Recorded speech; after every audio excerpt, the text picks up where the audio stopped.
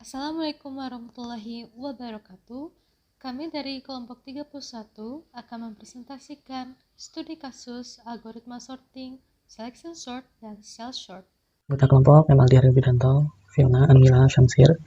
Saya, Fiona Anila Syamsir, akan menjelaskan bagian analisis selection sort. Hal yang akan kita bahas adalah seperti berikut ini. Langsung saja kita masuk ke definisi dan peskut selection sort. Selection sort adalah algoritma pengurutan yang memilih elemen minimum dari larik, lalu menempatkan elemen tersebut pada awal larik, yaitu untuk selection sort ascending. Sedangkan selection sort descending yaitu pengurutan yang memilih elemen maksimum akan menempatkan elemen tersebut pada akhir dari larik. Peskut dari selection sort seperti ini. Nah, untuk menguji kebenaran dari peskut ini, kita dapat melihat dari loop invariannya. Yang pertama, untuk looping ke-1 itu terdapat variabel i yang bernilai 1 atau indeks pertama yang akan di looping sampai i bernilai n-1 atau perulangan sebanyak n kali. Di dalamnya terdapat variabel i-min sebanyak 1 yaitu seperti elemen pertama. Dan min ini adalah nilainya.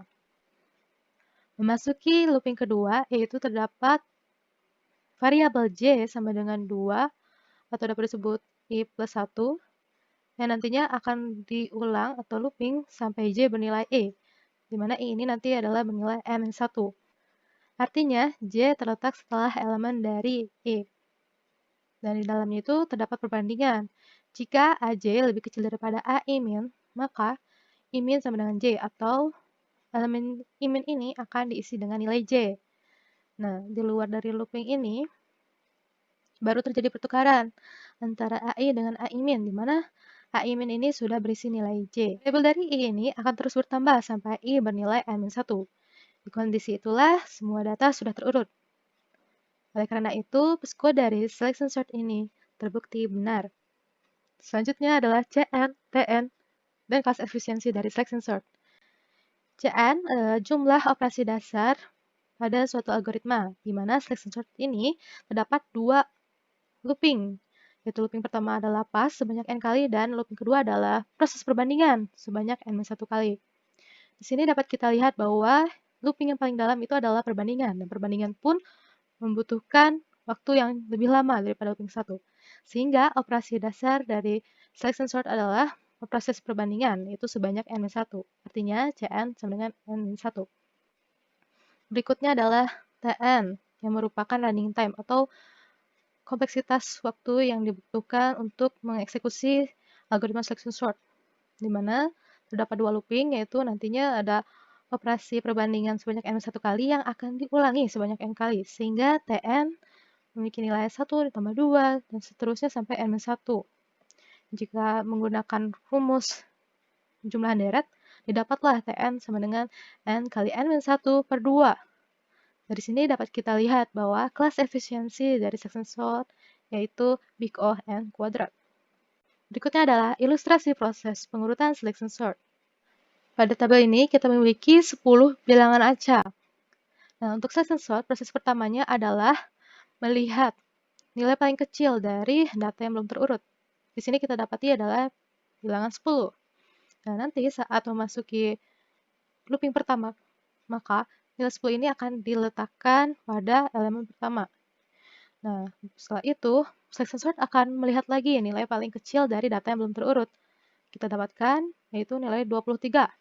Setelah looping kedua ini, maka nilai 23 akan diletakkan pada data setelah data yang diurutkan.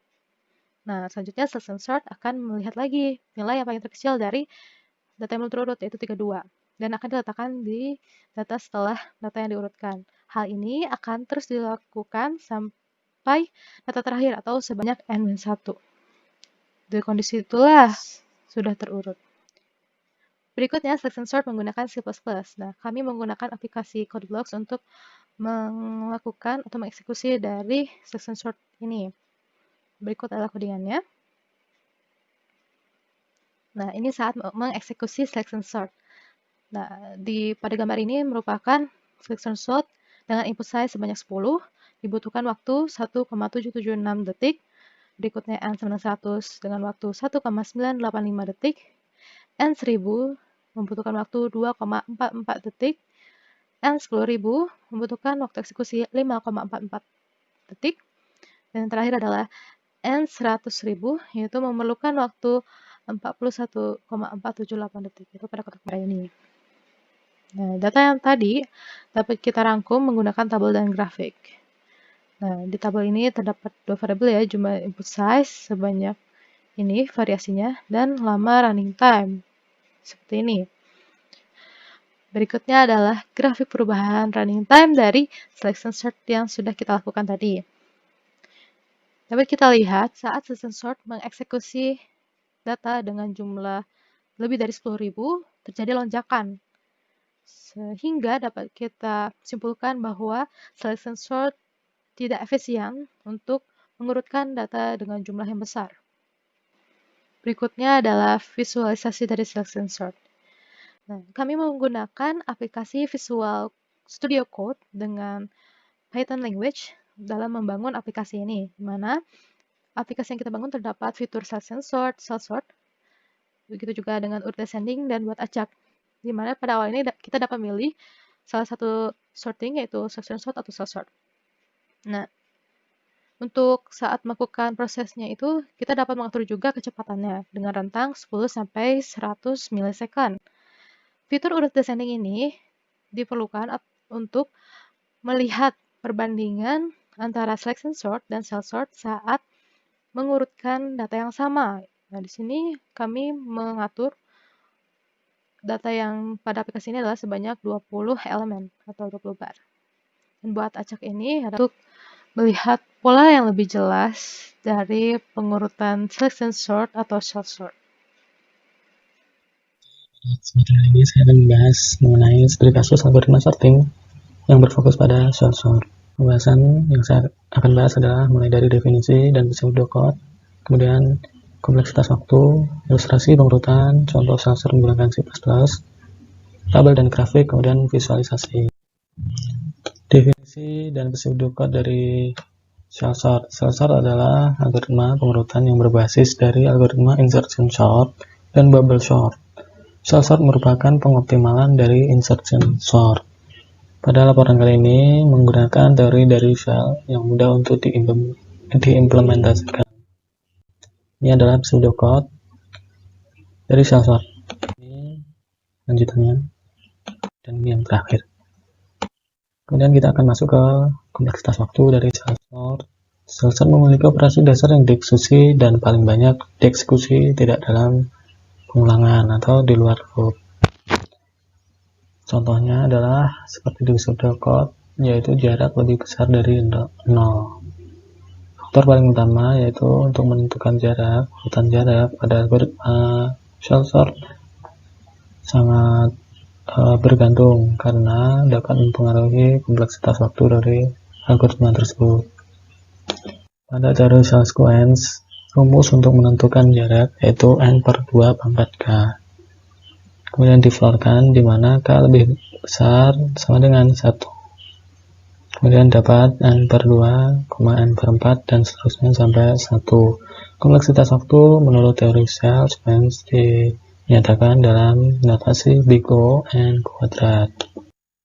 Kemudian ilustrasi proses pengurutan cell sort. Kita tahu n adalah input size, kita ambil contoh n sama dengan 10, kemudian dibagi 2, maka jaraknya adalah 5. Ilustrasi cell sort maka akan seperti berikut. Elemen pertama dengan elemen kelima dibandingkan, apabila lebih besar maka akan ditukar, jika tidak maka tidak akan ditukar.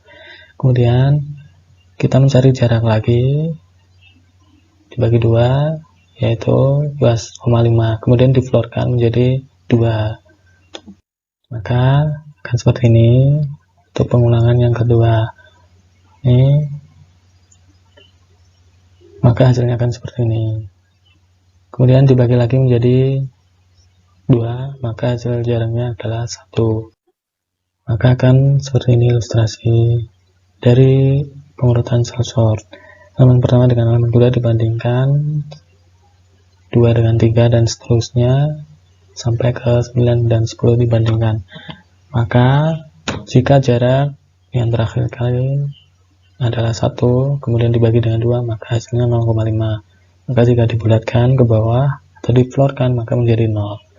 Hal ini tidak akan masuk ke dalam proses iterasi lagi, maka algoritma tersebut berhenti ketika jarak adalah 0. Maka hasil akhirnya akan seperti ini, terurut secara ascending. Kemudian contoh sensor menggunakan C++. Sore ini implementasinya untuk menggunakan C++. Terlihat pada ini shell sort, pemanggilan prosedur. Kemudian contoh sensor menggunakan input size 10, maka akan seperti berikut.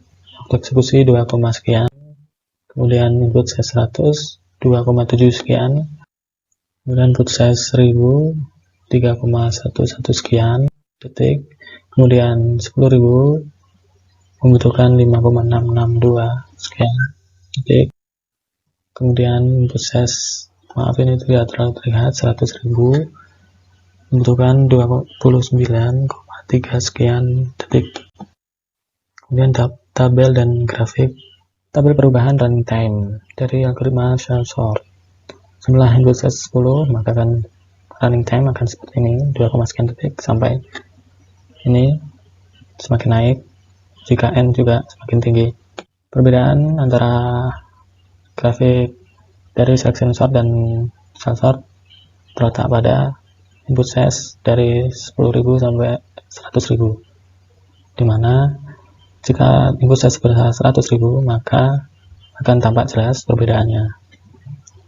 Selection sort membutuhkan waktu 40 sekian detik, kemudian shell sort hanya membutuhkan waktu 30 kurang detik saja untuk n size sebesar 100.000, 10 sampai 100.000. Kemudian ini sudah kita jelaskan.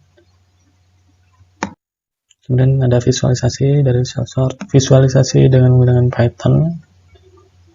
Gambarnya atau screenshot hasilnya akan seperti pada gambar di samping sebelah kanan. Menggunakan package PyVT5 untuk mengoperasikan grafik dari atau bar dari selection sort visual menggunakan Python. Saya akan mendemonstrasikan sort visualizer atau visualisasi algoritma selection sort dan shell sort. Kita pertama-tama buat acak dulu bar di sebelah kiri ini seperti ini. Kita atur kecepatan, kita ambil contoh 65 milisecond. Kemudian kita pilih jenis sortingnya, kita pilih selection sort. Kemudian kita buat acak lagi, kemudian shell sort. Tampak terlihat bahwa algoritma selection sort lebih cepat atau membutuhkan running time yang lebih sedikit daripada algoritma shell sort. Selain itu, ada juga perbandingan keduanya saat mengeksekusi data yang sama. Terima kasih sudah menonton, semoga bisa dimengerti, dan mohon maaf apabila ada kesalahan kata yang disengaja maupun yang tidak disengaja.